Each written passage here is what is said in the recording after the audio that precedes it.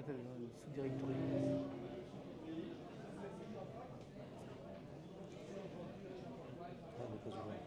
C'est pas ça.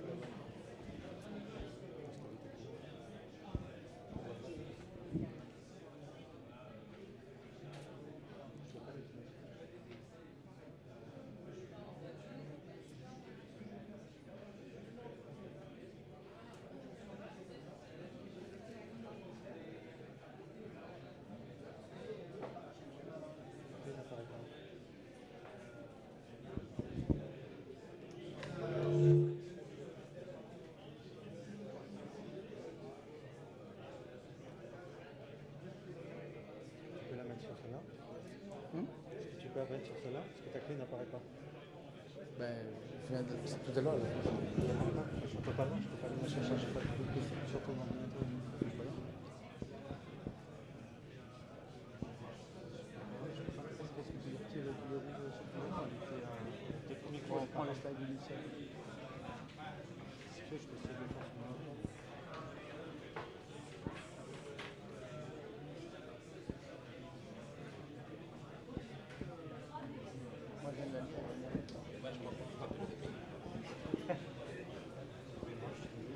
C'est pas grave, prends le slide initial.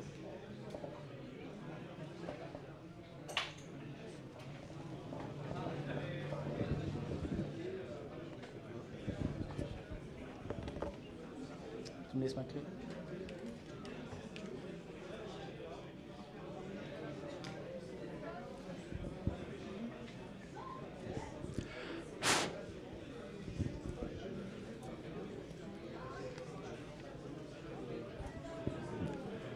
I'm ready when you are.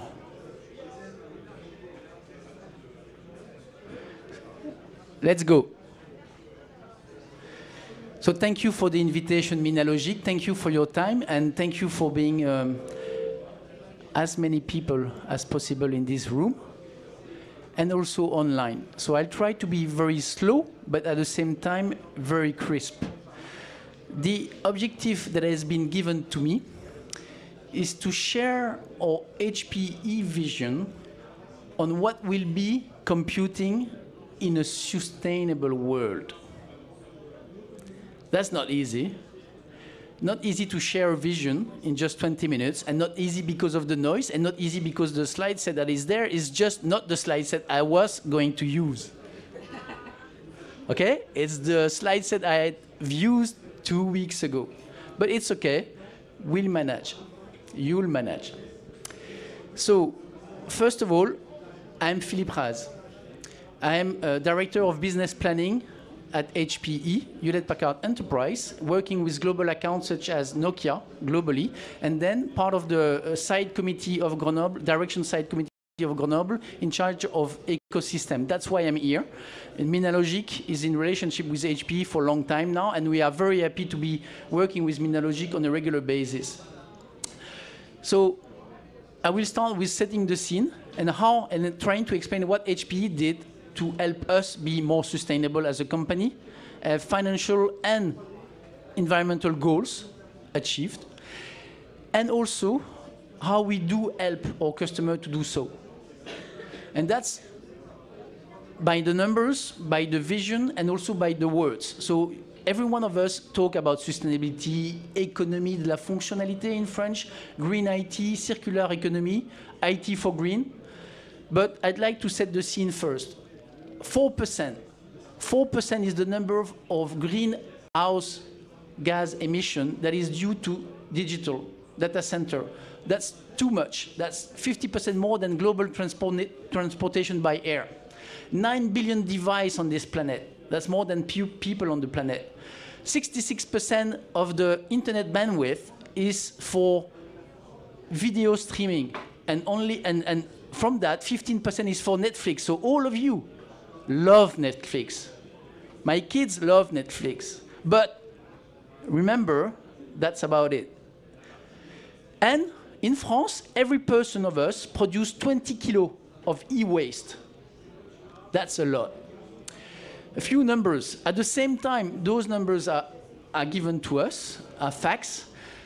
It's also a fact, and Gartner analysis shows that IT, digital transformation are taking place at our customer across all of the planet, and it's a must also. Why? Gartner says that by 2025, there will be 5 times more power computing efficiency on the same space within a data center. It says also that navigating through sustainability is difficult. Like we learned last night by many of the people that were talking at Le Club of Minalogic in the Bastille. Over the last 5 years, more than 72% of ESG issues, topics, matters, control on environmental, social, and governance. So this is increasingly more difficult for companies to respect that. And in the end, also, major stakeholders, 84% when interviewed, says that there needs to be a purpose to actually lead a digital transformation. The purpose help the fact that this transformation will be successful. Your kids, I'm sure, are telling you this. My kids are telling me that be conscious. So I believe it's important to act. I will not go into this because that was part of the previous sessions.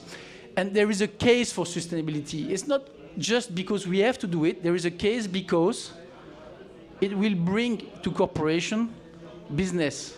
Business and environmental goals are completely linked. No one doubt about that today. And we don't doubt about that at HPE because that's the way we try to help also in every of the communities we work. Just another numbers, setting the scene. Everyone, and you have heard this morning, that some of the digital way of using technology are not respectful, okay? I will say different. I will say that in IT, in data center, there are 25% of comatose infrastructure. What does it mean? That the person that is in charge of that is not planning in the right way. 25% is a lot. 10% of the computing is taking place in a non-virtualized environment. Or 59% is over-provision. Over-provision means that you have put too much servers, too much storage power, capacities to actually make your business taking place, actually serve your business strategy. So we can't go this way. We can't go this way. We need to stop the way we were doing by buying, consuming, and throwing. So HPE, who knows HP? But who knows HPE? HEWLETT-PACKARD Enterprise is a spin-off of HP in 2015. We are a company whose purpose is advancing the way people live and work. That's the purpose our company has. And why we say this is really because we believe that corporations have the responsibility to actually make an impact. We believe that we are a force for good. And that's linked to my previous comment. Sustainability objective, environmental objectives are intrinsically linked with business opportunities, and they are completely linked. So who is HPE? HPE is the edge to cloud as a services platform company. We provide agility and flexibility to our customer to actually consume the power, the computing power, or storage capacities. We help extract value from data. Our CEO, Antonio Neri, was last week in the World Economic Forum, and he said that potentially we believe that data will be at one day on the profit and loss, on the balance sheet of companies. Data is the new oil in that sense. So extracting value from data is the right thing to do, but you have to do it with as little possible resources and energy consumption. Therefore, we have a way to lead. Therefore, we have those 4 E's as principle in the company: engage, empower, evolve, and execute. Every one of us, 63,000 employees on the company, could be here instead of me explaining these principles, because that's the way we lead also. So we believe that together, we have a stronger position into the market to help our customer actually achieve their goals as well. So what did we do? And that's the story I'd like to share. We believe that we need to measure things if we want them to manage them. Therefore, we have measured our footprint, carbon footprint, and we have noticed that 64% is due or based on the way products and solutions are used. The product itself. 68% outside of our wall, downstream. 27% in our supply chain, manufacturing, logistics, upstream. And only 5% underneath HPE operations, buildings, the way we commute, the way we work at work or from home today. So that means we have programs to actually impact positively our footprint on each of those. But of course, it also means that we have started with the one we can have the highest impact possible. Therefore, on the way products are used by our customers as well. Therefore, we have put a strategy in place. After measuring our carbon footprint, what we have done is setting objectives for us. Not only are we targeting carbon neutral by 2050, but also we have set targets for 2025, medium terms objectives. So one of them is 50% of total electricity should be from renewable energies by 2025. We should have 15% of reductions of supply chain emissions, gas emissions in our supply chain from the level of 2016 when we have set those goals. So in 25 versus 2016. 55% of reductions in operational greenhouse effect, and not only those three are on the good way to be achieved, but the fourth one is tremendously enormous for us, and I think for the full industry, 30 times more efficiency in power consumptions for our equipments. So that's a lot, a factor of 30. So first, we measured. 2, we put targets based on the SBTi, Scientific Based Target Initiative. And 3, our complete approach is a life cycle approach. We design product until we reuse or recycle or reallocate products. So until the end of the life of the product, we design, we use, and we produce and we use products in the way that will be the most effective for the planet. In that sense, we design for sustainability, for long usage. We then explain the way to use our products in a very specific manner so that it can be applied precisely through our processes at customer side. Now, those cannot be working alone. Why? Those 4 elements, the fact that we design and then at the end of the use we reallocate products or we recycle products, that's not enough. What we also did in 2018, we announced a complete shift of route to market. We announced that our full portfolio would be available as a services. So because you will understand that buying, using, and throwing is not the way to do it. So if we change our business model, the way we do sell infrastructure, computing power, or storage through an as-a-services approach, then this allows our customer to actually benefit from the service, but it allows us to keep the asset. And if the assets are repurposed as much as possible, reallocated, associated to a new customer, a new need, recycle. Recycle is the last step that we want. Repurpose, basically.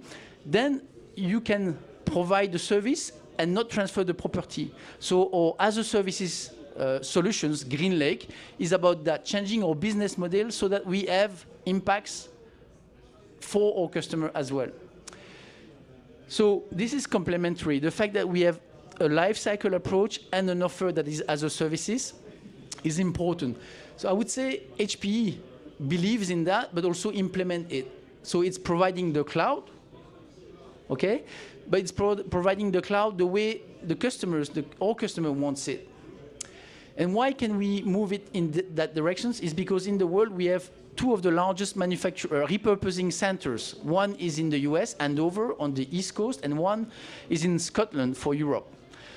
In those repurpose centers, we actually have up to 87% of products reallocated, repurposed for a new need. Therefore, the level of recycling is also reduced, and the level of waste is completely reduced. So changing this business model from selling products to providing the services is very key to us. I'll give you an example. In Auvergne-Rhône-Alpes, Salomon choose HPE GreenLake, this is the offer as a services we have, to actually have 30% reduction of carbon footprint by 2025. In the IT data center, Salomon decided to work with us to actually achieve and improve their impact on the planet through their carbon footprint. So why it's important? Not only because we keep the property, it helps us make these recycles and these movements of products, but it's also helping our customer to gain agility. Forget about those 59% over-provisioning. It helps the customer gain agility, reduce cost, reduce footprint, and always work with the best of breed technology as we keep these and provide the services. So I will not go into the technical details, but the offering goes from networking, compute, storage, and then the overlay, the layers of management of the data, up to machine learning and AI. You might have heard 2 days ago, or you might have seen on my LinkedIn profile, HPE announced a new supercomputing called Champollion. Champollion is a supercomputer that helps and gives access to research and development entities around the world soon. And in Grenoble, CNRS, MII, INREA, to access computing power as a services. Why Champollion? Well, simply because Jean-François Champollion lived in Grenoble and also helped finding the keys for Egyptians' hieroglyph. It is a clin d'œil to say so that we try to help understanding, or everyone talk about ER and talk the ER language. So this supercomputer is located here in Grenoble in our center of expertise for Europe on AI and AR. So this is one part of the architecture we have here, and where we can help Grenoble or more ecosystem. So to say that now that we have done this transformation, now that we have GreenLake as a major offering and route to market as a service offering, we know we can help total cost of ownership and total energy spending from our customer, 30 to 33% for those two ratios. We know also that our portfolio have now, and are coming by the end of the year, available as a services as we announced. And therefore, we have impact on sustainability. Our company is more sustainable. How can you have an impact on the long term if you yourself as a company are not sustainable? So that's why we have made that transformation, and that's why now we are helping our customer to do that, because that's where, as you saw earlier, on our footprint, carbon footprint, we have the largest impact, the 67% that we mentioned.